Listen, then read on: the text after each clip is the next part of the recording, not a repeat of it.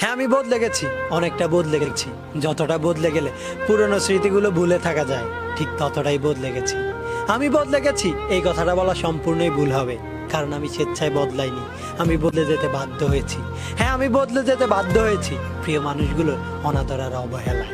সবসময় আড্ডা দেওয়া মানুষটা আজ একা বসে থাকে, সবাইকে হাসি খুশি মাতিয়ে রাখা মানুষটা আজ নীরবতা পালন করে, সবার সাথে কথা বলা মানুষটা আজ চুপচাপ থাকতে ভালোবাসে। যার জন্য এখন আমাকে প্রতিনিয়ত শুনতে হয় আমি নাকি বদলে গেছি।